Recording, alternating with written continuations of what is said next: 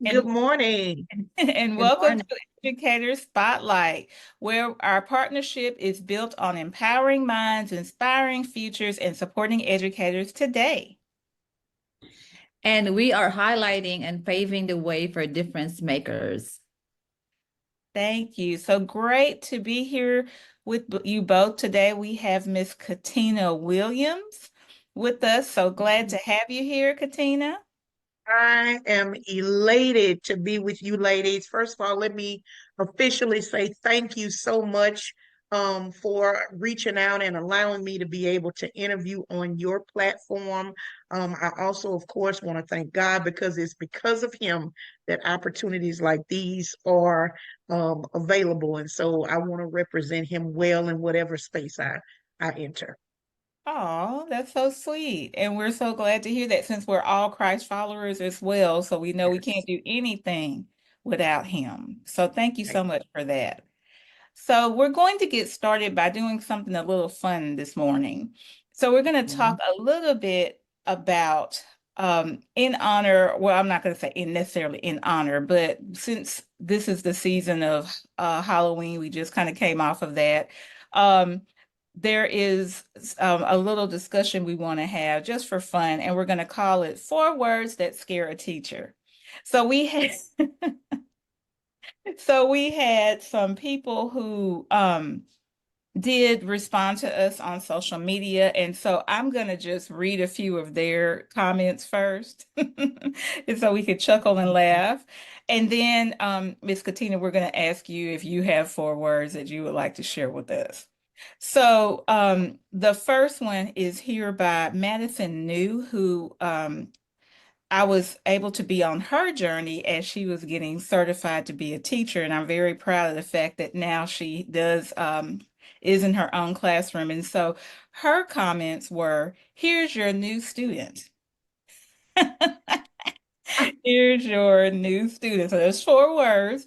And it's not the fact that this new student scares us. It's sometimes in the fact of if you already have prepared and have enough desk, I know y'all know what we're talking about, enough of everything, and then all of a sudden you have a new student so that you know now you're going to have to prepare. So it's not a bad thing to get a new student, but that can frighten you the day of when you're like, oh, I don't have enough desk. Oh, I need to find another space. Have y'all felt that way?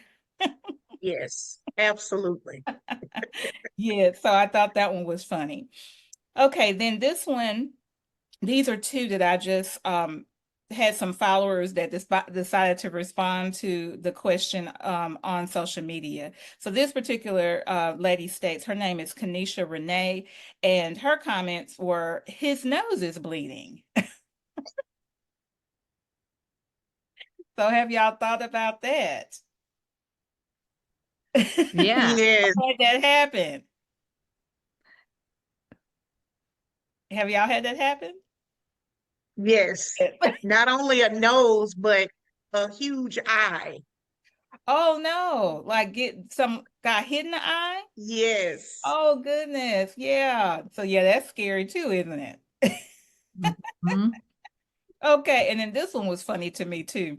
And I can think about this one, being the fact that when I did teach, but this one's funny. This is by Sylvia Ann Rodriguez, and she says admin is doing walkthroughs. Yes, indeed. And so Everyone is on edge when that happens. and it's not because we don't want them to visit our rooms. It's just something about the fact that when that happens, Right. it kind of puts us more on now I'm not gonna say on edge, but just sometimes you're like, okay, they're coming in my room. Is everything the way it needs to be? Or my students engaging the way they need to? So I thought that one was funny as well. We used to pass a note around um where I'm just teaching away, and then I have a student from another teacher's room come in, and then all of a sudden there's a little note on there, so like, okay, well, thanks for the heads up. One that used to frighten me was trying to see if this is four words. Yeah, so a student throwing up, so he just threw up, and I'm like, oh goodness. But it's time then, of course, that is like, well, and no one wants anyone to get sick, and we want to do whatever is best with children, but it's kind of like everybody's responding to it. The poor child who's over here sick, you're trying to tend to them. So yeah, that could be a little scary as well. Right. Absolutely. Absolutely. Okay, so Dr. P, do you have one you want to share before we ask Miss Ketina? Well, with discipline, when teachers are referring to you, a child, and you will ask another teacher, do you want him? I said, oh no, I'm not. Because we know, or do you want her? Because we know that, that specific child is something. So they will say, "Oh no, you take him, you take him, you take her." It's a funny thing that happens at random times at school. Yeah, yeah. But the thing is, we know those teachers too that sometimes they just have that connection with that particular student. So you know that you're able to Right. go to them and say, hey, you know what? I know that this could be a challenge, but we all know all kids deserve to have that someone to care and love about them. So I'm sure y'all have felt that where you know which teacher you might be able to go to with that question. But that was a funny one, Dr. P. Correct. Yes, yes. Okay. Do you have another one before we move on? No, Okay. Miss Williams, do you want to share your 4 words? If you have some 4 words that you feel like, I, okay. I have I have one that comes to mind, and this can be with new teachers, old teachers, it doesn't matter. Mhm, But many of us have our weekly meetings where we have what we call PLC meetings. And mhm, so to a new teacher, that big question, where's your data? Could be really one that is mhm. overwhelming.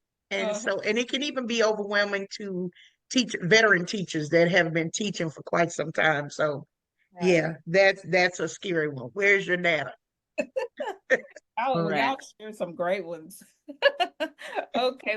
Well, hopefully out there we know our viewers can probably think of some as well. If once we post our video, if you want to interact by adding some on the platform, then that'll be fine too. We'll love to read those as well. Mhm. So thank you for participating in that with us, Miss Katina. So now we're gonna ask you just to tell us your story and just kind of tell us a little bit about yourself and what you do.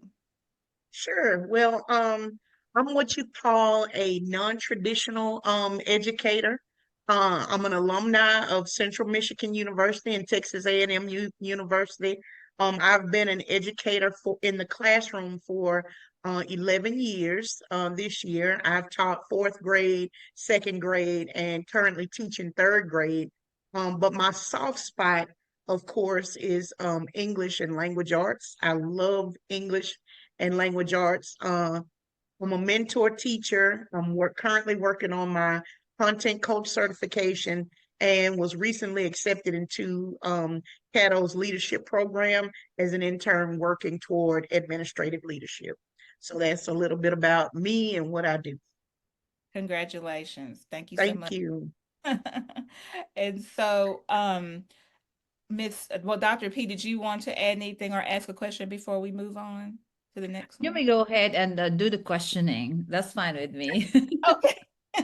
And I may chime in Oh, because we've known Miss Williams and we've known each other for quite some time, and I think you've known each other too, because we were at the same school before, and she's just a great teacher. Knowing one great teacher it's just an honor because most teachers that we know they just fly by, and she's not one of those. oh, that's sweet. Thank you, Well, Dr. P. Yes, ma'am. well, first, we stated congratulations. I know this was years ago, but I was able to go through that internship program too. So Mhm. congratulations on that, and then getting your content coach certification. Is that what you mentioned? So yes, so we Yes. know that you're going to do great things with that. So, how did your career journey and your experiences affect that trajectory of your life? Well, because I believe that God gives each and every one of us a gift and a purpose. I believe my gift is teaching. And my purpose with that gift, of course, changes with the seasons of where and how God wants to use me with that gift and teaching. Now, understand, when I first started teaching, when I, initially I didn't want to become a teacher. I did not. I wanted to go to law school. That was my aspiration. I had so many people though in my life telling me, you should go into teaching, you should be a teacher. But I wasn't trying to hear what they were saying. I was on my path to trying to become a lawyer. And so fast forward to now, I can say that God always gets what he wants. And we can make plans, but our creator tells us that he knows the thoughts and the plans that he has for us. And so thoughts to prosper us and give us an expected end. So that's kind of how I ended up here. Um, and I have been thoroughly just blessed to be able to provide this, a part of me, a part of who I am every day. Uh, my kids, I think, in my classroom throughout the years have just been able to get a piece of me, a piece of Mm. who I am. And I think about that and I carry that with me every day that I go in the classroom. Oh, wonderful. And we always typically think about, in our viewers, we know that we're going to have viewers that are newer teachers and more veteran teachers, but we truly want to use this platform to inspire all teachers, but especially that 0 to 5 year group, because if we're not careful, those are the teachers that we end Yeah. up losing. And so it's really just refreshing to hear your story and your passion about what you do, because we know it's a difficult job, but we really want to keep teachers in teaching because our kids need it. So just thank you, thank you, thank you for sharing that with us. So did you want to add anything, Dr. P, before we move on to the next discussion question? We can go to the next question. And Okay, yes, okay, ma'am. okay. And so Uh-huh. part of what we just heard, which you might be able to bring that back in, Ms. Ketina, but you mentioned how your purpose you thought was going to be, being on the track of being a lawyer, but then you decided Mhm. and people thought in you that you should teach. But what is your why for teaching? Honestly, my why was made clear to me when I began in the nonprofit sector years ago as an executive director. That's why I say I'm non-traditional because again, I didn't start out, in education. But the programs and services that we provided at that time when I was the executive director for youth in the community allowed me to see the stark differences in what my own children experience educationally and what students in lower socioeconomic areas and schools experience. And so I thought to myself, like, wait a minute, every child, regardless of where they live, regardless of their social, status or ability, deserves a quality education. And when I say a quality education, I want to qualify that one that challenges them, one that awakens their desire for them to want to learn more, and then Mhm. creates a space for them just to be creative. Mhm. So I want every child I have the privilege of crossing paths with learn to acquire the love for reading, to understand that this world is larger than the neighborhoods in which they come from, and then to begin to learn the skills of effective communication and just to dream. Again, so inspiring. Mm. Thank So you. inspiring. One thing that you shared with us when we talked about what we were going to this segment would focus on, you had about 3 bullet points. And if you don't mind, I'm going to read those bullet points. And if you'd like to elaborate, then you can. But Sure. you had on here that knowledge doesn't equal mastery.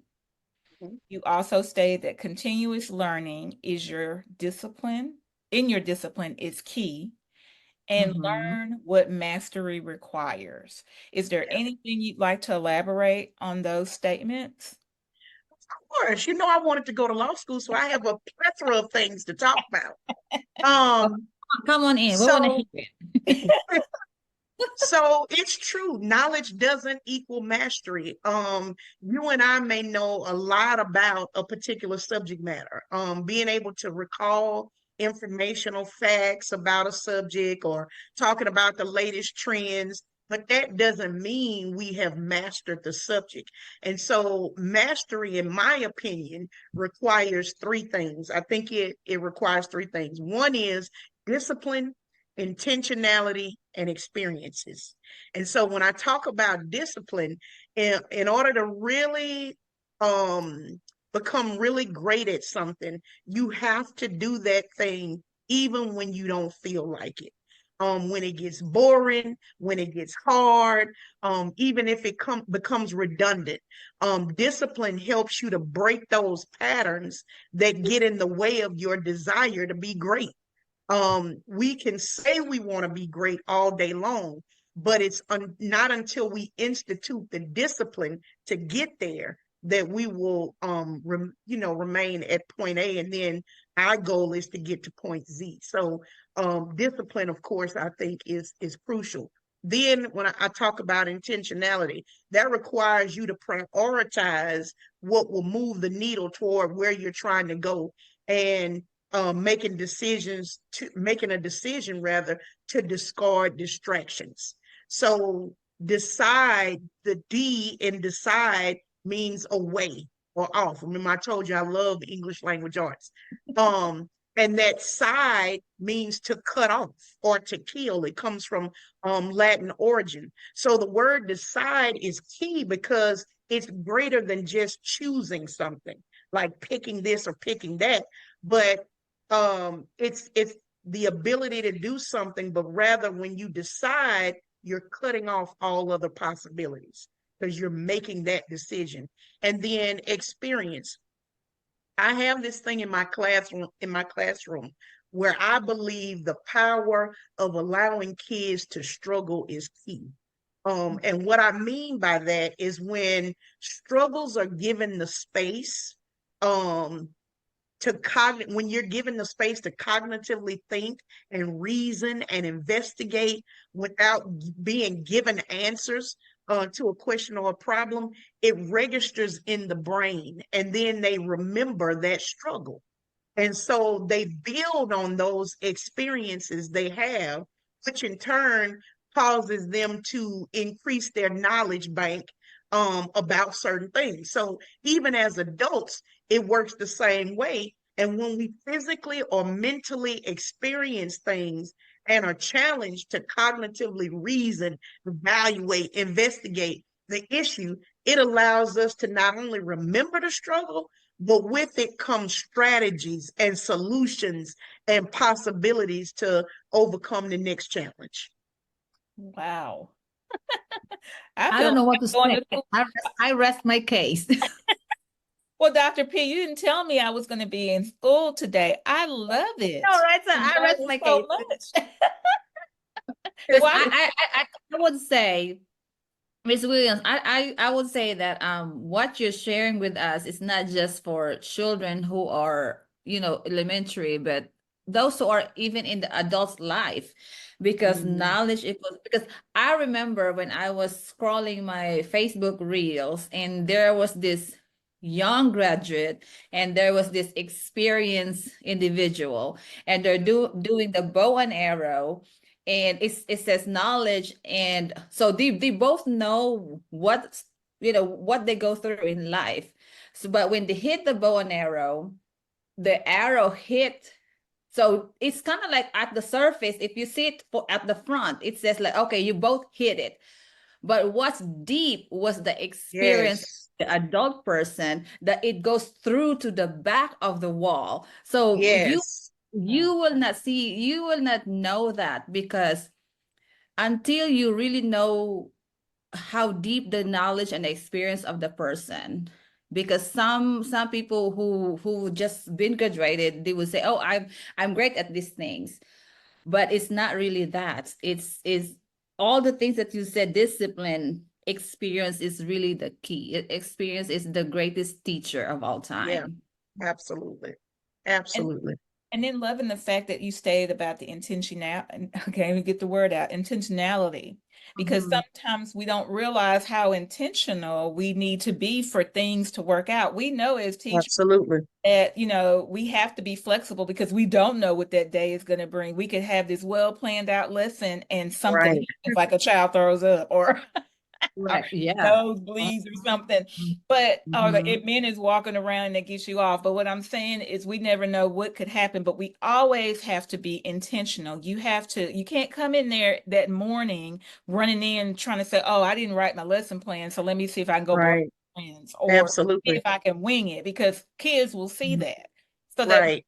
intentionality, although all of the words were great, but you have to be intentional each and every day. And we love that. Okay, great, great. All right. So then, with all of this, of course, work and discipline and intentionality, we want to also make sure that you're taking care of yourself. So, what Mhm. do you do for self-care or within your health and wellness? And what does that mean to you? To me, it means taking time to recharge, replenish, and revive yourself in a way that allows you to continue to show up in spaces and places that we Mhm. are automatically and authentically on purpose and with purpose designed to be there.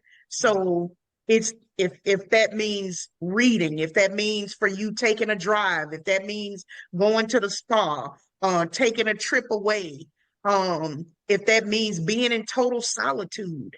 So I think oftentimes we don't take enough time to just be in total solitude, to just, Mhm. allow our minds to rest and then, um, think and to think, just to think sometimes.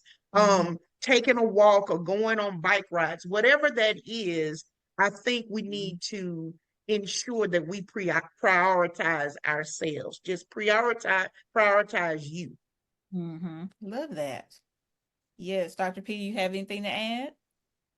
Yeah, because our job, well, I always say it's not really a job, it's a profession. Mhm. Because it takes a lot of ourselves Yes. to share to others. And the little breaks that we have is really for me is a Are gift necessary. because Yes. because not everyone has those kind of little breaks. Like all Mhm. those healthcare workers, they are also first responders, but they don't get as much break as we do. But we are mentally drained because we are sharing our knowledge to the Mhm. other children, so they will also be successful. So self-care in any kind of way, in any form, we have to take it, when we need it the most. That's right. Can't take care of And I, yourself I, or I take. want to add to what Dr. P was saying too, because, um, and this is just my opinion, but I believe there are studies out there too, about this, but I believe that mental, mental being able to mentally do something can be Mhm. more strenuous sometimes than You're right. physically doing You're something, right. because you're pulling on so many different aspects of yourself. Mhm. And then I even recently heard someone say that teachers make just as many decisions as doctors that operate on people do. Yeah. And so within a day, we have to make so many decisions concerning kids and how we teach and what we teach and how we are to deliver it. And, we have Mhm. so many different kids that are on different educational levels and learn in many different ways. You have visual, auditory, there's so many different streets that we have to go down in one day Mhm. that it weighs on you mentally. And Yeah. so it's important, as I mentioned earlier, to sometimes just get in a place of solitude where you're not having to make decisions, where you're not having to think about, what you have to do next, but just sitting and just being. Right.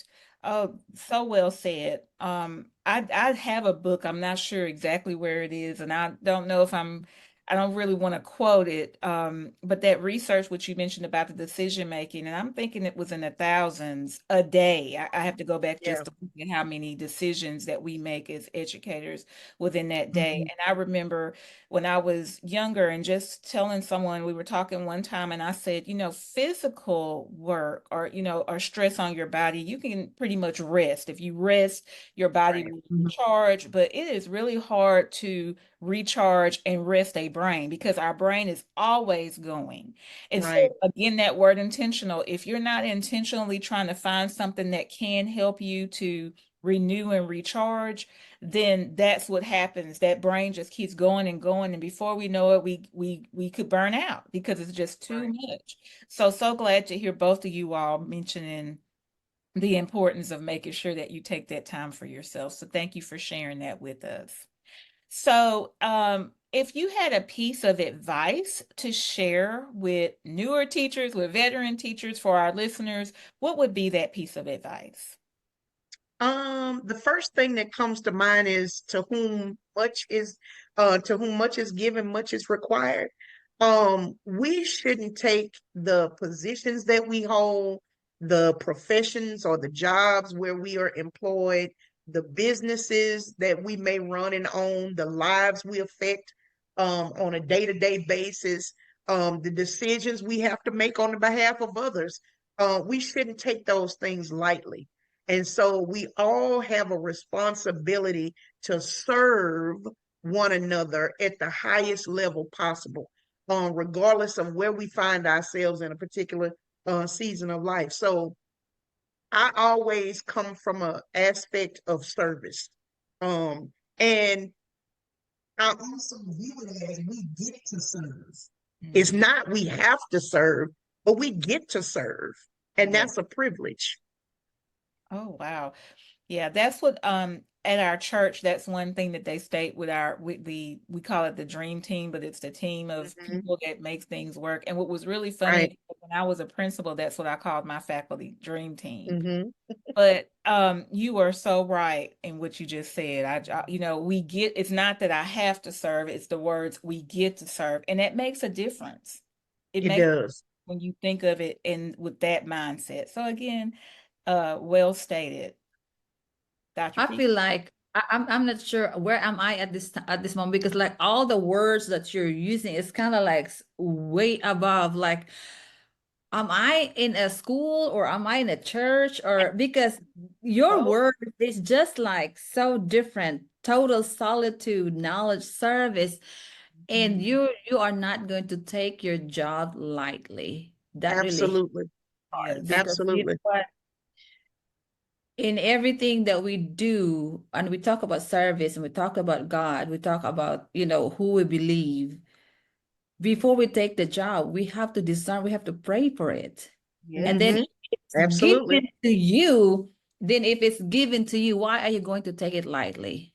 That's Do the right. Right. best you can, because it is entrusted to you. Yes. Hmm. And you have no other reason to make an excuse, but do the best that you can. And that's right. Right. If you can put your head on your pillow at night, knowing that you've done your best, and that's what I would always share with teachers, that's all you can do. And it's not about Absolutely. being the best teacher where everyone is looking and say, Hmm. oh, that's the best teacher.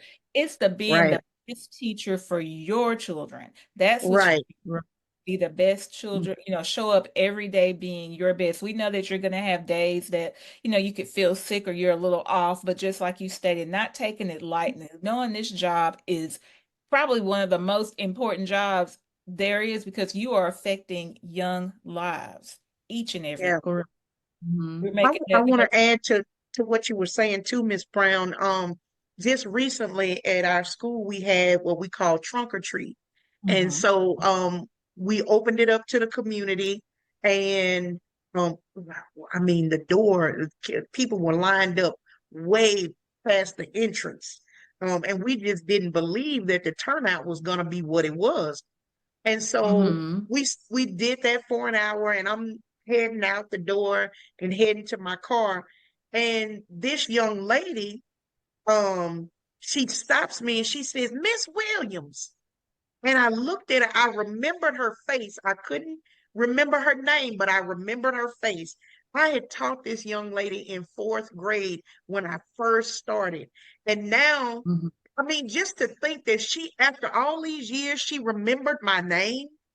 So that makes me proud of the fact that it was something about me or something that I did that made Mm-hmm. her remember who I was. And she has now a little baby of her own, and Wow. I'm thinking, wow, so it's amazing. And I think also that, to me, in my opinion, teaching is a calling, Yeah. especially being a teacher Yes. in a classroom. I think that is a calling. It's not for everybody. Just like my husband, he's a captain on the fire department.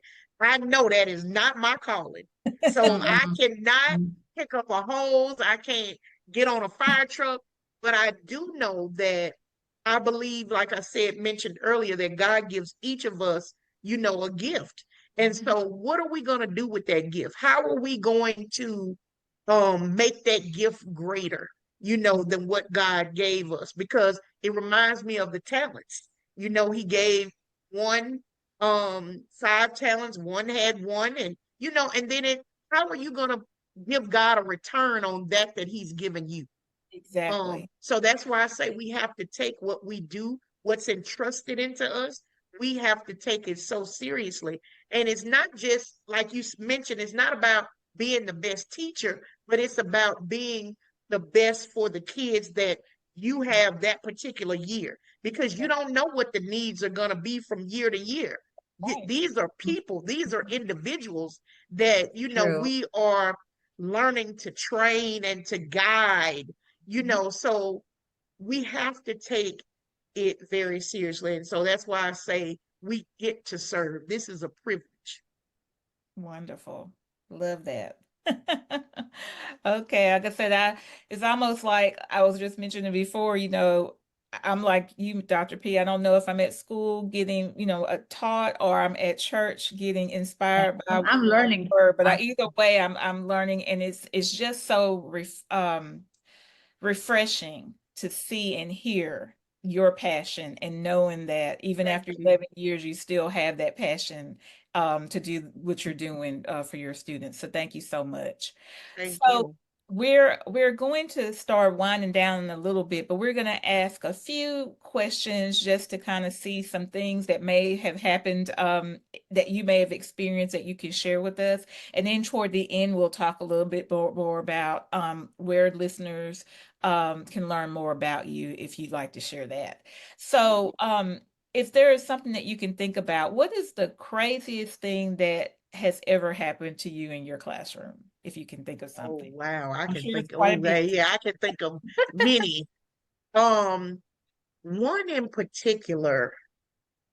Well, I say this. Um, Probably about, I maybe 4 years in, and the principal that I had at the time, um, I noticed that she kept giving me like problem kids, you know, you know, Mm. and I think I believe my classroom management is fairly well, because I take the time to learn my kids. I find out what their triggers are. I find out what their interests are, so I know when I'm having an issue with one, where how to go in and do surgery, if you will. Um, Mhm. so I just kept noticing that she would give me all of these kids that had challenges in their behavior. And Mhm. but one thing that I noticed was that by the end of it, those kids, they weren't the same kids when they were brought to me, and then what we ended up, seeing at the end of the school year. Um, so I don't know if that has anything to do with my classroom management or what, but I do know that and I at first I was getting a little irritated because I'm like, why me? Why are you, why do I have to always keep getting these challenges? But I believe challenges, they help us. They make us, become even better at doing the things that we do. So there was another time also where I had a student that a matter of fact, this is his last year at Oak Park, but I had him in second grade. And when he came to us, wanted to be the class clown, like, oh my gosh. And so I said, okay, I'm gonna put him on an island in the classroom. And Mhm. so I told the kids, we're not entertaining, behavior that's not becoming, just he's on an island. And because he wanted attention, I knew that he wanted attention so much. I turned that negative attention into him wanting my attention positively. And so I started feeding into his desire to want to please me to do well in math or please me to want to do well in ELA. And then I knew he was a low student. I knew that's where some of the behavior issues were coming from. But Mhm. even to this day, he'll come to my room in the morning, hey, Miss Williams, and give me a hug. So I just appreciate, those experiences, even though they were difficult in the beginning, Mhm. we have to find ways to flip that around and create a different framework of how we think of those challenged students. Mhm. It all starts with thinking in a different mindset, Mhm. rather than saying, oh, this kid can't do this or that kid can't do that. Or we have to create a different framework for how we approach students like that. And I Right. believe when we do that, then not only do they see a difference, but we also see a difference in them. Great. And I know just by talking to you and then knowing Dr. P, knowing that you all have that growth mindset as well. And a lot of times we want to make sure that we try to instill that in our students. But if we don't have a growth mindset for our Right, students to be able to see that all students can grow and they shouldn't be limited to their circumstances, to right, their IQ, to their experiences, we have to look up, outside of that, seeing that vision, knowing that they can be whatever it is they want to right. be. So I love how you stated about mindset, and we have to remember as educators, we have to think about all of our students having a growth, Hmm. looking at them as a growth mindset. It might not be, and that's one thing when I looked at your thing where you stated that, knowledge doesn't necessarily equal mastery, because a student that might come to you at a lower level, they may not have gotten to grade level, but they may have attained so much just in that time that you have taught them. Right, right. So I love Absolutely. seeing that in your statement as well. So that was a good, again, another great answer. Mhm. Very. Thank you. So, what's one of the most important things that you do during your planning time? I want to preface it by saying I know a lot of times planning times or maybe taken up because we may have a parent conference, we may have a conference or something with our principal, we may have PLCs, but we have to remember that when we're on campus, that's part of the job that no matter what it is that we're doing, we may have to have that during our planning time. However, Mhm. when you are using your planning time wisely, you can get quite a bit accomplished. So can you tell us a little bit about what's one of the most important things that you do during your planning time?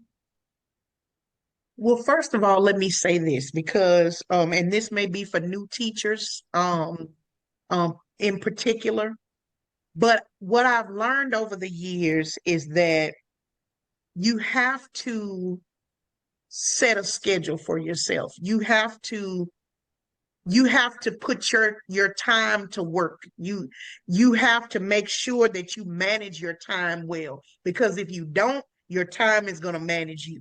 and you will not have gotten Oh, anything accomplished. Yes. So there are certain days that I work on lesson plans. There are certain days that I return phone calls. There are certain days that I do particular things that I have to do. And because my responsibilities have gotten greater over the years, I still mhm, want to make sure that I am giving my best mhm, in whatever space that I'm in. So I realized that I had to be more disciplined when it came to my time. mhm. But in saying that, I also use my planning time for me. So Right. one of the things that I I like to do love is I love watching Amazing Race. So sometimes on my planning period, when I have that quiet downtime after I've poured out so much to my kids, I it. settle down in my chair, and even if it's for 10 or 15 minutes, I'm putting my mind on something that I love to do, and that's watching Amazing Race or catching up on a show that I wasn't able, to see. So Mhm, I think that's important too. Balance is so key. Balance mhm, is so key. I know we have all these things that we have to do within a day and that we're responsible for, but we also need to maintain balance so that we don't become overwhelmed, so that we don't get, tired and want to throw in the towel and say, this teaching profession is just not for me. mhm. So that's one of the things that I do. Great, great, great. Oh, wonderful. Okay. Well, knowing that a lot of things that we do in the profession, we have to rely on technology. So do you have a favorite thing that you'd like to share with us about technology or maybe how you're using it in your classroom? Well, I do use technology a lot. I find that I'm using it more um now that this year is the first year that third graders are gonna have to type use the computer to take the LEAP exam. Mhm, And knowing that our babies have not really been exposed to the computer in that way as relates to typing, their responses to writing prompts and things like that. I'm trying to expose them now and give them opportunities to practice that so that when they do get to the LEAP exam, it's not, oh my God, what do I do? Kind of situation. So I'm using Canvas more often. Um, there are so many different Nearpod, of course, I use because it gives that interactive um, opportunity with for kids to be able to do certain things on the computer. And while they're learning, they're doing fun activities at the same time.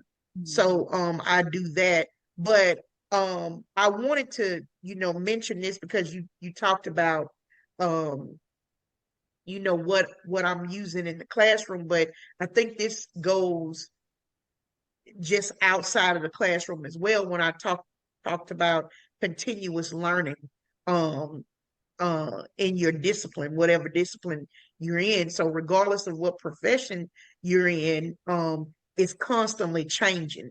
And so think about it. For instance, a decade ago, we were in the information technology age. And now mhm, we're moving into the age of artificial intelligence or AI. So mhm, staying is in current is key. And we we I think our mindset should be to take more of a global approach than a local one because we can so easily think about what's happening around me but not thinking on a global perspective because there's a big world out there and decisions are not just being made just locally, just in our local areas or whatever, but it's global.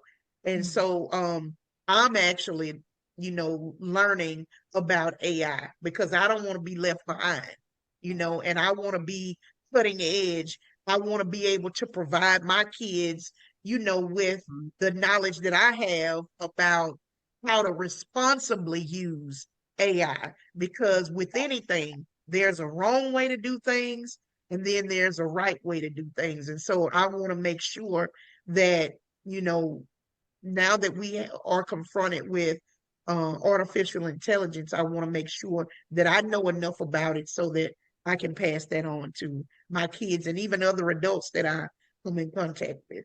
Mhm. Another great insight. Yes, thank you so much.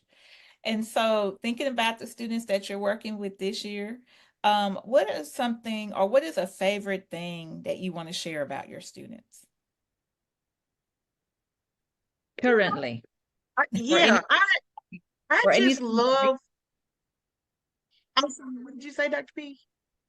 any currently or anything that really struck you the most with, because every year you have different set of students, and then you were sharing also that you get those wonderful challenges with children when they're enrolled and they will choose your classroom because you're the best. Yep. So I would say it that way. I think that I enjoy their little personalities. Hmm. That is the joy to me. Matter of fact, I don't know if you guys saw my post, but I posted what the kid had written to me. But I was out for PD, um, Hmm. training for content training a couple of weeks ago, and I was out for 2 days. And so when I came back, they were like, Miss Williams, where were you? You know, the sub was okay, but where were you?